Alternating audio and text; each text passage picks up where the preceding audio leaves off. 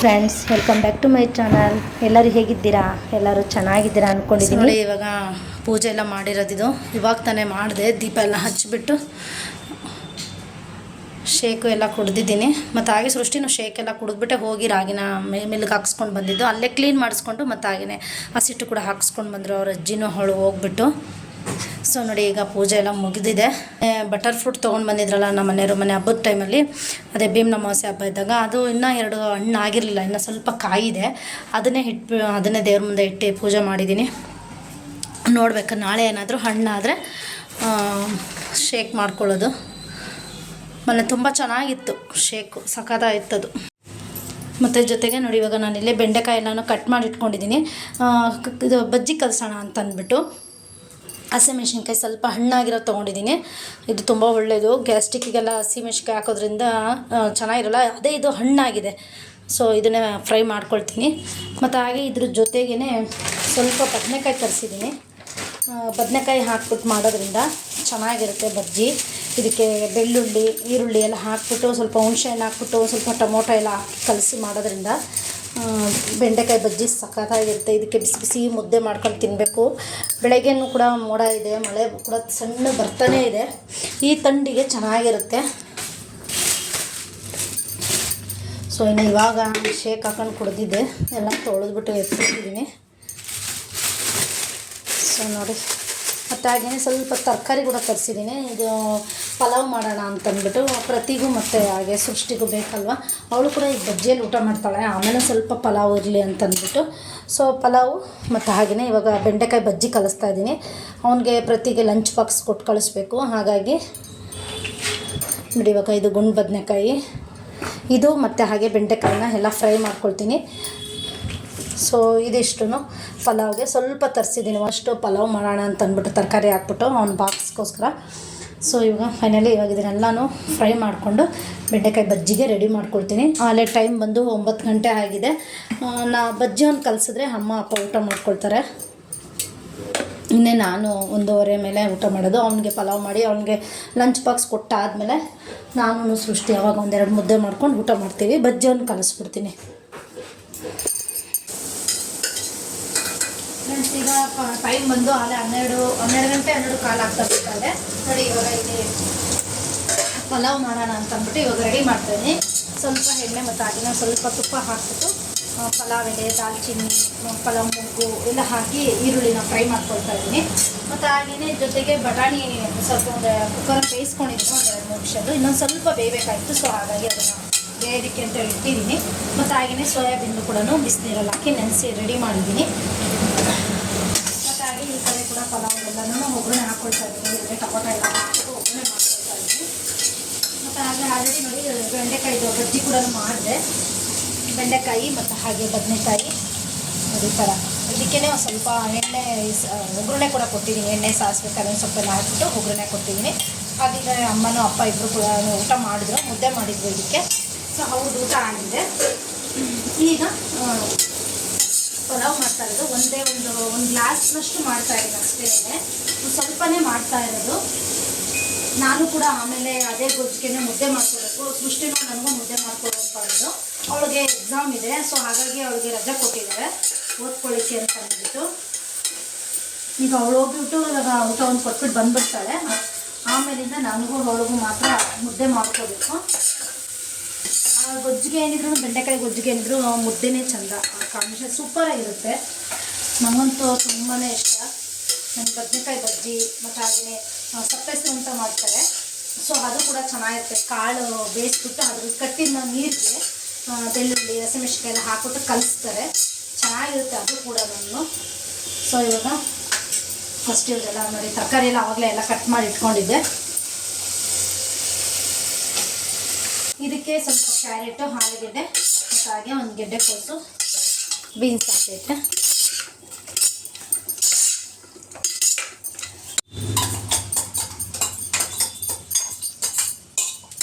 ಇವಾಗ ಇದಕ್ಕೆ ಮಸಾಲೆ ಹಾಕಿದ್ದೀನಿ. ಅದೇ ಆವಾಗಲೇ ಕೊತ್ತಂಬರಿ ಸೊಪ್ಪು ಮತ್ತು ಹಾಗೆ ಪುದೀನ ಮತ್ತು ಶುಂಠಿ ಮತ್ತು ಬೆಳ್ಳುಳ್ಳಿ, ಇಷ್ಟು ಹಸಿಮೆಣಸಿನ್ಕಾಯಿ ಇಷ್ಟನ್ನು ಫ್ರೈ ಮಾಡ್ಕೊಂಡಿದ್ದೆ. ಇವಾಗ ಹಾಗೆಯೇ ಇದಕ್ಕೆ ತರಕಾರಿ ಒಳಗಡೆ ಹಾಕ್ತೆ. ಮತ್ತು ಜೊತೆಗೆ ಬಟಾಣಿ ಕೂಡ ಹಾಕಿದ್ದೀನಿ. ಮತ್ತು ಈಗ ಸೋಯಾಬೀನ್ ಕೂಡ ಹಾಕ್ಕೊಳ್ತಾ ಇದ್ದೀನಿ.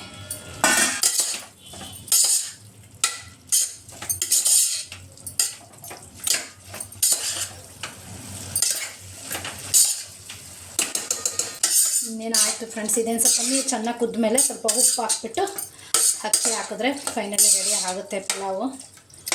ಈಗ ಟೈಮ್ ಬಂದು ಆಲೆ 12:20 ಆಗಿದೆ. ಸೊ ಅವನಿಗೆ ಬಿಡೋದು 1:30ಗೆ, ಅಷ್ಟರೊಳಗೆ ರೆಡಿ ಆಗುತ್ತೆ. ಮಾಡಿಬಿಟ್ಟು ಬಸ್ ಕಳಿಸ್ತೀನಿ ಅವನಿಗೆ. ಫ್ರೆಂಡ್ಸ್ ಇವಾಗ ಕುಕ್ಕರ್ ತಣ್ಣಗಾಗಿದೆ, ನೋಡೋಣ ಯಾವ ಥರ ಬಂದಿದೆ ಪಲಾವ್ ಅಂತಂದ್ಬಿಟ್ಟು. Wow, super. ಸೋಯಾಬೀನ್ ಎಲ್ಲ ಮೇಲ್ಗಡೆ ಬಂದಿದೆ ನೋಡಿ.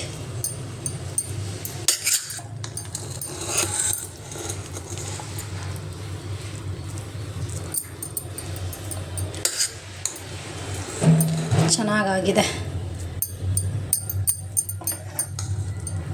ಓಕೆ, ಚೆನ್ನಾಗಿ ಬಂದಿದೆ. ಮತ್ತು ಆಲ್ರೆಡಿ ಈಗ ಬಜ್ಜಿ ಕೂಡ ರೆಡಿ ಇದೆ. ಸೊ ಇವಾಗ ಫಸ್ಟು ಪ್ರತಿಗೆ ಬಾಕ್ಸ್ಗೆ ಹಾಕ್ಬಿಟ್ಟು ಕೊಟ್ಟು ಕಳಿಸ್ಬಿಡ್ತೀನಿ. ಆಮೇಲಿಂದ ನಾವು ಊಟ ಮಾಡ್ತೀವಿ.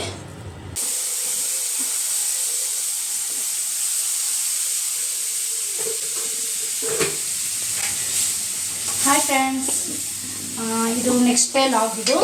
ಸೊ ಇವಾಗ ಮಧ್ಯಾಹ್ನದ ಲಂಚ್ಗೆ ಅಂತ ಅಂದ್ಬಿಟ್ಟು ಉಪ್ಪಿಟ್ಟು ಮತ್ತು ಕೇಸರಿ ಬಾತ್ ಮಾಡ್ತಾಯಿದ್ದೀನಿ. ಸೊ ಆಲ್ರೆಡಿ ಅಲ್ಲಿ ದೀಪ ಕೂಡ ಹಚ್ಚಿದೆ, ಪೂಜೆ ಎಲ್ಲ ಮಾಡಿ ಇವಾಗ ಕೇಸರಿ ಬಾತು ಮತ್ತು ಉಪ್ಪಿಟ್ಟು ಮಾಡ್ತಾ ಇರೋದು. ಇದು ಮಧ್ಯಾಹ್ನದ ಲಂಚ್ಗೆ ಅಂತ ಅಂದ್ಬಿಟ್ಟು ಮಾಡ್ತಾ ಇರೋದು. ಮತ್ತು ಹಾಗೆಯೇ ಇವಾಗ ಕೇಸರಿ ಬಾತ್ ಮಾಡೋಣ ಅಂತೇಳಿ ರೆಡಿ ಆಗಿದೆ ಆಲ್ರೆಡಿ. ಆವಾಗಲೇ ಇವಾಗ ರವೆ ಎಲ್ಲ ಉಟ್ಕೊಂಡು ಡ್ರೈ ಫ್ರೂಟ್ಸು ಹಾಕಿದ್ದೀನಿ. ಮತ್ತು ಈಗ ತಾನೇ ನೋಡಿ ಇವಾಗ ಸಕ್ಕರೆ ಮತ್ತು ನೀರು ಕೂಡ ಮಿಕ್ಸ್ ಮಾಡಿದ್ದೀನಿ. ಆಲ್ರೆಡಿ ನಾನು ಈ ಕೇಸರಿ ಬಾತ್ ರೆಸಿಪಿನ ನಾನು ಶೇರ್ ಮಾಡಿದ್ದೆ, ಹಾಗಾಗಿ ಏನೂ ಡೀಟೇಲ್ ಆಗಿ ನಾನು ಶೇರ್ ಮಾಡಲಿಲ್ಲ. ಮತ್ತು ನಾನು ಯಾವುದೇ ರೀತಿಯಾದ ಒಂದು ಫುಡ್ ಕಲರ್ ಕೂಡ ಆ್ಯಡ್ ಮಾಡಲಿಲ್ಲ. ಇದ್ದಿದ್ರೆ ಕೇಸರಿನ ಹಾಕ್ಬೋದಾಗಿತ್ತು, ಅಂದರೆ ಕೇಸರಿ ಹೂ ಬರುತ್ತಲ್ವ, ಸೊ ಅದನ್ನು ಆ್ಯಡ್ ಮಾಡ್ಬೋದು. ಅದು ಇರಲಿಲ್ಲ, ಹಾಗಾಗಿ ಸಿಂಪಲ್ಲಾಗಿಯೇ ಮಾಡಿದ್ದೀನಿ. ಸೊ ಫೈನಲಿ ಇದು ಇನ್ನೊಂದು ಸ್ವಲ್ಪ ಕುಕ್ ಆದರೆ ರೆಡಿ ಆಗುತ್ತೆ. ಮತ್ತು ಹಾಗೆಯೇ ಇವಾಗ ಬನ್ಸಿ ರವೆ ಎಲ್ಲ ತೊಗೊಂಡಿದ್ದೀನಿ. ಇವತ್ತು ಮಾಡ್ತಿರೋದು ನಾನು ಅವರೆಕಾಳು ಉಪ್ಪಿಟ್ಟು. ನಿನ್ನೆ ಅವರೆಕಾಳು ತೊಗೊಂಡಿದ್ವು, ಚೆನ್ನಾಗಿತ್ತು ಅವರೆಕಾಳು. ಒಂದು ಸ್ವಲ್ಪ ಹುಳಿ ಮಾಡಿದ್ದೆ, ಮತ್ತು ಜೊತೆಗೆ ಒಂದು ಸ್ವಲ್ಪ ಎತ್ತಿಟ್ಕೊಂಡಿದ್ದೆ. ಅವರೆಕಾಳನ್ನು ಕೂಡ ಬೇಯಿಸ್ಕೊಂಡಿದ್ದೀನಿ, ಬೇಗ ಉಪ್ಪಿಟ್ಟು ಮಾಡ್ಕೊಳ್ಬೋದು ಅಂತ ಅಂದ್ಬಿಟ್ಟು. ಬೇಗನೆ ಕೇಸರಿ ಬಾತನ್ನು ಮಾಡಿಬಿಟ್ಟು ಪಕ್ಕಕ್ಕೆ ಎತ್ತಿಟ್ಬಿಟ್ಟು ಆಮೇಲಿಂದ ಉಪ್ಪಿಟ್ಟು ಮಾಡ್ತೀನಿ. ಮಳೆ ಕೂಡ ತುಂಬ ಜೋರಾಗಿ ಬರ್ತಾ ಇದೆ. ಸಣ್ಣಗೆ ಬರ್ತಾನೆ ಇರುತ್ತೆ ಜಡಿ. ಒಂದೊಂದ್ಸಲಿ ಜೋರಾಗಿ ಬರುತ್ತೆ, ಒಂದೊಂದ್ಸತಿ ನಿಧಾನ ಸಣ್ಣಗೆ ಜಡಿ. ಒಟ್ಟಿನಲ್ಲಿ ಬಿಸಿಲೇ ಇಲ್ಲ, ಬಟ್ಟೆ ಅಂತೂ ಒಣಗೇ ಇಲ್ಲ ನಮ್ಮವು. ಎಲ್ಲ ಮುಂದೆಗಡೆ ಹಗ್ಗ ಕಟ್ಬಿಟ್ಟು ಎಲ್ಲ ಒಣಗಾಕ್ಬಿಟ್ಟಿದ್ದೀವಿ. ಅಷ್ಟು ಮಳೆ ಬರ್ತಾನೆ. ಇನ್ನೇನು ಬಂತು, ಇವತ್ತು ಬರ್ತಾ ಇದೆ. ಫ್ರೆಂಡ್ಸ್ ನೋಡಿ, ಇವಾಗ ಈ ಕಡೆ ನಾನು ಕೇಸರಿ ಬಾತ್ ಕೂಡ ರೆಡಿ ಆಯಿತು. ತುಂಬ ಚೆನ್ನಾಗಿ ಬಂದಿದೆ ನೋಡಿ. ದಪ್ಪ ತಳದ ಪಾತ್ರೆಯಲ್ಲಿ ಮಾಡಿದ್ರೆ ತಳ ಹತ್ತೋದಿಲ್ಲ. ಸೊ ಫೈನಲಿ ಇವಾಗ ಕೇಸರಿ ಬಾತ್ ಕೂಡ ಚೆನ್ನಾಗಿ ರೆಡಿ ಆಗಿದೆ. ಮತ್ತು ಹಾಗೆಯೇ ಈ ಕಡೆ ಉಪ್ಪಿಟ್ಟು ಮಾಡ್ತಾಯಿದ್ದೀನಿ. ಮತ್ತು ನಾನು ಫಸ್ಟೇ ಅವರೆಕಾಳನ್ನ ಕೂಡ ಬೇಯಿಸ್ಕೊಂಡು ಇಟ್ಕೊಂಡಿದ್ದೆ, ಇಲ್ಲ ಅಂತಂದರೆ ಲೇಟ್ ಆಗೋಗುತ್ತೆ, ಹಾಗಾಗಿ ಮಾಡ್ತಾ ಇರೋದು. ಅದರಲ್ಲಿ ನೀರು ಕೂಡ ಕಾಯಿಸ್ಕೊಂಡಿದ್ದೀನಿ. ಸೊ ನನಗೆ ತುಂಬ ಈಸಿ ಅನ್ನೋ, ಬೇಗ ಕೆಲಸ ಆಗೋಗ್ಬಿಡುತ್ತೆ. ನಾವು ಅರ್ಜೆಂಟ್ ಇದ್ದಾಗ ಈ ಥರ ಮಾಡಿಕೊಂಡ್ರೆ ಬೇಗ ಆಗುತ್ತೆ. ಸೊ ರವೆ ಎಷ್ಟೈತೆ ನೋಡಿಕೊಂಡು ನೀರು ಕೂಡ ಹಾಕ್ಕೊಂಡಿದ್ದೀನಿ. ರವೆ ಕೂಡ ಆಲ್ರೆಡಿ ಹುರಿದ್ಬಿಟ್ಟು ಇಟ್ಕೊಂಡಿದ್ದೀನಿ. ಇವಾಗ ಇದು ಸ್ವಲ್ಪ ನೀರು ಕುದೀತಲ್ಲೇನೆ ಹಾಕೋದಷ್ಟೇ. ಸೊ ನೆನೆ ನೋಡಿ ಅವರೆಕಾಳು ಸಾಂಬಾರು ಮಾಡಿದ್ದೆ ಅಂತ ಹೇಳಿದ್ನಲ್ವ, ಅದ್ರದ್ದು ಒಂದು ಸ್ವಲ್ಪ ಇತ್ತು ಸಾಂಬಾರು. ಇದಕ್ಕೇ ಅಮ್ಮ ಮುದ್ದೆ ಮಾಡ್ಕೊಂಡು ಊಟ ಮಾಡಿದ್ರು ಅವರು. ನೋಡಿ ಅವರೆಕಾಳು ಸಾಂಬಾರು, ಇದಕ್ಕೆ ಮುದ್ದೆ ಮಾಡಿದ್ದೆ. ಮುದ್ದೆ ಮತ್ತು ಅನ್ನ ಅವ್ರಿಗಿಂತ ಆಯಿತು. ಇವಾಗ ಇದು ಸೃಷ್ಟಿ ಮತ್ತು ಹಾಗೆ ಪ್ರತಿಗೆ ಇವಾಗ ಲಂಚ್ ಬಾಕ್ಸ್ ಕೊಟ್ಟು ಕಳಿಸ್ಬೇಕಲ್ವ, ಅದಕ್ಕೇ ನಾನು ನಿನ್ನೆನೇ ಅವ್ನು ಹೇಳಿದ್ದ ಪ್ರತಿ ಅವರೆಕಾಳು ಉಪ್ಪಿಟ್ಟು ಮಾಡ್ಕೊಡಮ್ಮ ಅಂದ್ಬಿಟ್ಟು. ಅದಕ್ಕೆ ನಿನ್ನೆ ಎಷ್ಟು ಬೇಕು ಅಷ್ಟು ಸ್ವಲ್ಪ ಅವರೆಕಾಳು ಸಾಂಬಾರು ಮಾಡಿಬಿಟ್ಟು ಹುಳಿಗೆ ಹಾಕ್ಬಿಟ್ಟು ಇದು ಸ್ವಲ್ಪ ಎತ್ತಿಟ್ಕೊಂಡಿದ್ದೆ ಅವರೆಕಾಳು. ಸೊ ಇವಾಗ ಇದು ಸ್ವಲ್ಪ ಚೆನ್ನಾಗಿ ಕುದೀಲಿ, ಇದಕ್ಕೆ ನಾನು ಸ್ವಲ್ಪ ಉಪ್ಪು ಹಾಕ್ಬಿಟ್ಟು ಕುದಿಯೋದಕ್ಕೆ ಬಿಡ್ತೀನಿ. ಸೊ ಫ್ರೆಂಡ್ಸ್ ಫೈನಲಿ ಈಗ ಉಪ್ಪಿಟ್ಟು ಕೂಡ ರೆಡಿ ಆಯಿತು ನೋಡಿ. ಅವರೆಕಾಳು ಉಪ್ಪಿಟ್ಟು ಪರ್ಫೆಕ್ಟಾಗಿದೆ. ಸ್ವಲ್ಪನೂ ಗಟ್ಟಿ ಅನಿಸಿಲ್ಲ ಮತ್ತು ತೆಳುವು ಅನಿಸಿಲ್ಲ, ಪರ್ಫೆಕ್ಟಾಗಿ. ಇದು ಒಂದು ಸ್ವಲ್ಪ ಚೆನ್ನಾಗಿ ಕುಂಬ್ಬಿಟ್ರೆ ಚೆನ್ನಾಗಿ ಬರುತ್ತೆ. ಇದಕ್ಕಿನ್ನೂ ಬೀನ್ಸು ಕ್ಯಾರೆಟು ಎಲ್ಲ ವೆಜಿಟೇಬಲ್ ಎಲ್ಲ ಹಾಕ್ಬಿಟ್ಟು ಮಾಡಿದ್ರೆ ಇನ್ನೂ ಸಖತ್ತಾಗಿರೋದು ವೆಜಿಟೇಬಲ್ ಉಪ್ಪಿಟ್ಟಾಗೋದು. ಉಪ್ಪಿಟ್ಟು ಕೂಡ ರೆಡಿ ಆಯಿತು. ನಾನು ಅವರೆಕಾಳು ಬೇಯಿಸಿದ್ನಲ್ಲ, ಆದರೂ ನೀರು ಕೂಡ ಇದಕ್ಕೆ ಮಿಕ್ಸ್ ಮಾಡಿದ್ದೀನಿ. ಆ ನೀರನ್ನು ಕೂಡ ಏನು ವೇಸ್ಟ್ ಮಾಡಿಲ್ಲ. ಆ ನೀರು ಜೊತೆ ಮತ್ತು ನಾನು ಬಿಸಿನೀರು ಎಷ್ಟು ಬೇಕೋ ಅಷ್ಟು ನೋಡ್ಕೊಂಡು ಕಾಸ್ಕೊಂಡು ಎತ್ತಿಟ್ಕೊಂಡಿದ್ದೆ ತಣ್ಣೀರನ್ನ ಕೆಟಲಲ್ಲಿ. ಸೊ ಅದನ್ನು ಆ್ಯಡ್ ಮಾಡಿರೋದು. ಸೊ ಈಗ ಈ ಕಡೆ ಉಪ್ಪಿಟ್ಟು ರೆಡಿ ಆಗ್ತಾಯಿದೆ, ಈ ಕಡೆ ಕೇಸರಿ ಭಾತ್ ಆಗಿದೆ. ಇವಾಗ ನಮ್ಮ ಪ್ರತಿಗೆ ಲಂಚ್ ಬಾಕ್ಸ್ಗೆಲ್ಲ ರೆಡಿ ಮಾಡ್ತಾಯಿದ್ದೀನಿ. ಉಪ್ಪಿಟ್ಟು ಚೆನ್ನಾಗಿ ಬಂದಿದೆ ಅವರೆಕಾಳು ಉಪ್ಪಿಟ್ಟು. ಸೊ ಈಗ ಅವನಿಗೆ ಬಾಕ್ಸ್ಗೆ ರೆಡಿ ಮಾಡ್ತಾಯಿದ್ದೀನಿ. ಸೊ ಇದಕ್ಕೇ ಒಂದು ಸ್ವಲ್ಪ ಉಪ್ಪಿನಕಾಯಿ ಕೂಡ ಹಾಕಿದ್ದೀನಿ. ಖಾಲಿ ಆಗೋಗಿದೆ. ಅವನಿಗೆ ಉಪ್ಪಿಟ್ಟಿಗೆ ಉಪ್ಪಿನಕಾಯಿ ಬೇಕು. ಸೊ ಇರಲಿಲ್ಲ, ಅದೇ ಒಂದು ಸ್ವಲ್ಪ ಇತ್ತು, ಅದನ್ನೇ ಹಾಕಿದ್ದೀನಿ. ಮತ್ತು ಹಾಗೆಯೇ ಸ್ವಲ್ಪ ಕೇಸರಿ ಭಾತ್ ಕೂಡ ಹಾಕಿದ್ದೀನಿ. ಇವಾಗ ಅಡುಗೆ ಆಯಿತು. ಇವಾಗ ಸೃಷ್ಟಿ ಕೂಡ ಹೊರಟಿದ್ದಾಳೆ. ಈಗ ಕಳಿಸ್ಬೇಕು. ಫ್ರೆಂಡ್ಸ್, ಇವತ್ತು ಬಟರ್ ಫ್ರೂಟ್ ಇನ್ನೂ ಒಂದು ಸ್ವಲ್ಪ ಇದ್ವು. ಮೊನ್ನೆ ಪೂಜೆಗೆ ಅಂತ ಇಟ್ಟಿದ್ನಲ್ವ, ಅದು ಹಣ್ಣಾಗಿರಲಿಲ್ಲ. ಇನ್ನೂ ಒಂದು 3 ಕಾಯಿ ಅಷ್ಟಿದ್ವು. ಸೊ ಇವತ್ತು ಚೆನ್ನಾಗಿ ಹಣ್ಣಾಗಿ ಸ್ವಲ್ಪ ಅದನ್ನು ಲೈಟಾಗಿತ್ತು. ಇರಲಿ ಅಂತಂದ್ಬಿಟ್ಟು ಇವತ್ತು ಅದನ್ನೇ ಶೇಕ್ ಮಾಡ್ಕೊಂಡು ಕುಡಿಯೋಣ ಅಂತ ಅಂದ್ಬಿಟ್ಟು ಇವಾಗ ಮಿಲ್ಕ್ ಶೇಕ್ ಮಾಡ್ತಾ ಇರೋದು. ಹಾಲು ಕೂಡ ತರಿಸ್ಕೊಂಡಿದ್ದೀನಿ. ಇವಾಗ 3 ಬಟರ್ ಫ್ರೂಟು ಹಾಕ್ಬಿಟ್ಟು ಸ್ವಲ್ಪ ಏಲಕ್ಕಿ ಹಾಕಿದ್ದೀನಿ, ಜೊತೆಗೆ ಸಕ್ಕರೆ ಮತ್ತು ಒಂದು ಸ್ವಲ್ಪ ನೀರು ಕೂಡ ಹಾಕ್ಕೊಂಡಿದ್ದೀನಿ. ಜೊತೆ ಒಂದು ಸ್ವಲ್ಪ ಹಾಲು ಹಾಕ್ಬಿಟ್ಟು ಇವಾಗ ನಾನು ಶೇಕ್ ಮಾಡ್ಕೊಳ್ತಾ ಇದ್ದೀನಿ. ಪ್ರತಿಗೆ ಟೈಮ್ ಆಗುತ್ತೆ ಅಂದ್ಬಿಟ್ಟು ಅವನಿಗೆ ಮಾಮೂಲಿ ಶೇಕೆ ಹಾಕಿ ಕಳಿಸ್ಕೊಟ್ಟೆ.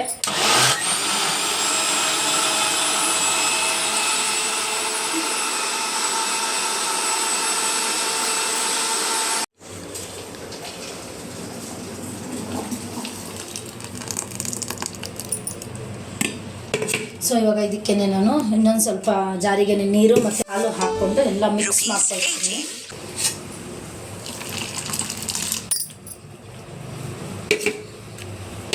ಇದಿನ್ನೂ ನಾನು ಮೊನ್ನೆ ಭೀಮ್ ಅಮಾವಾಸ್ಯೆಯಲ್ಲಿ ಮಾಡಿದ್ದಿದ್ದು ಹೋದ ಭಾನುವಾರ.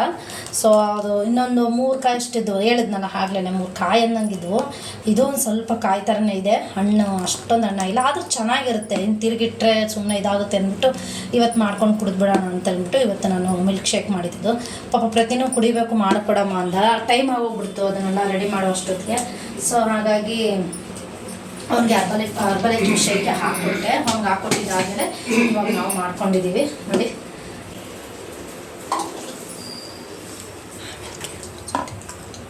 ಫ್ರೆಂಡ್ಸ್, ಬಟರ್ ಫ್ರೂಟ್ದು ಮಿಲ್ಕ್ ಶೇಕ್ ಮಾಡಿದ್ದೆ. ಅದನ್ನು ಇವಾಗ ನಮ್ಮ ಮನೆಯವ್ರು ಕುಡಿದ್ಬಿಟ್ಟು ಅವರು ಕೂಡ ಡ್ಯೂಟಿಗೆ ಹೊರಟರು. ಇವಾಗ ನಾನು ಮತ್ತು ಸೃಷ್ಟಿ ಕುಡಿಬೇಕು. ಅಪ್ಪ ಅಮ್ಮನೂ ಕೂಡ ಕುಡಿದ್ರು. ಸೊ ಇವತ್ತು ಇಡ್ಲಿಗೆ ನಾನು ಹಾಕಿದ್ದೀನಲ್ಲ ನೋಡಿ, ಹಿಟ್ಟು ರಾತ್ರಿ ರುಬ್ಬಿಟ್ಟಿದ್ದೆ. ಎಷ್ಟು ಚೆನ್ನಾಗಿ ಬಂದಿದೆ, ಚೆನ್ನಾಗಿ ಉಬ್ಬಿದೆ. ಸೊ ಇವಾಗ ಇದರಲ್ಲಿ ಇಡ್ಲಿ ಮಾಡೋಣ ಅಂತ ಅಂದ್ಬಿಟ್ಟು, ಮತ್ತು ಹಾಗೇ ಜೊತೆಗೆ ಉದ್ದಿನಬೇಳೆ ನೆನಾಕಿದ್ದೆ. ಸೊ ಅದೊಂದು 5 ಅವರ್ ನೆಂದಿದೆ. ಈಗ ಅದನ್ನು ರುಬ್ಬಿಟ್ಟು ಎತ್ತಿಡೋಣ ಅಂತೇಳಿ ಎತ್ತಿಡ್ತಾ ಇದ್ದೀನಿ. ಈ ಥರ ನೋಡಿ ಎಷ್ಟು ಗಟ್ಟಿ ಇದೆ. ಉದ್ನೋಡೆ ಮಾಡೋದಕ್ಕೆ ಚೆನ್ನಾಗಿರುತ್ತೆ ನೋಡಿ. ತೀರ ಗಟ್ಟಿ ಇದ್ರೇ ಚೆನ್ನಾಗಿ ಬರ್ತಿದ್ದು. ಈಗ ಉದ್ನೋಡೆಗೆ ಅಂತೇಳಿ ಈಗ ಉದ್ದಿನಬೇಳೆನ ರುಬ್ಬಿದೆ.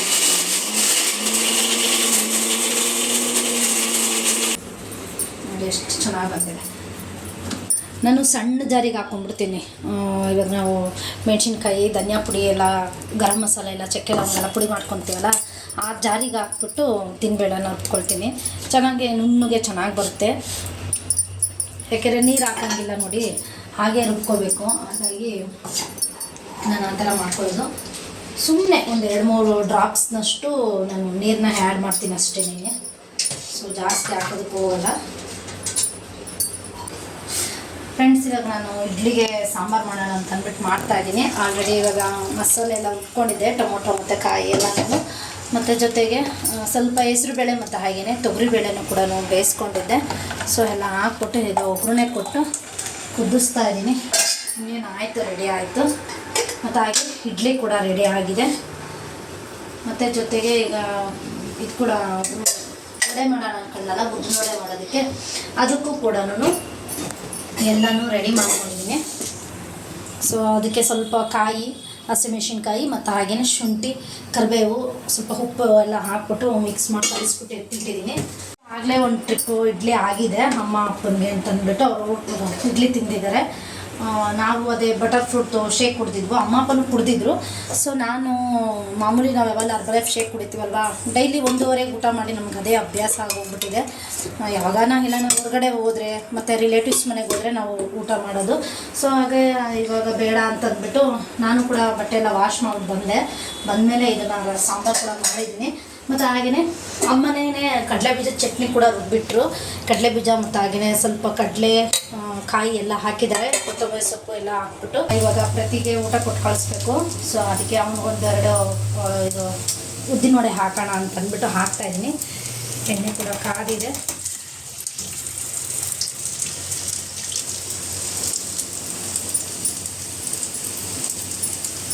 ಸೊ ನಾವು ಕೈಯಲ್ಲಿ ಬೇಕಾದರೂ ಹಾಕೋಬೋದು, ಬೆರಳಲ್ಲಿ ಈ ಥರ ಹಿಂಗೆ ಸೋಸೋದು ಇರುತ್ತಲ್ವ, ಕಾಫಿ ಸೋಸ್ತೀವಲ್ಲ ನಾವು, ಅದನ್ನು ತೊಗೊಂಡು ಈ ಥರ ಹಾಕ್ಕೋಬೋದು.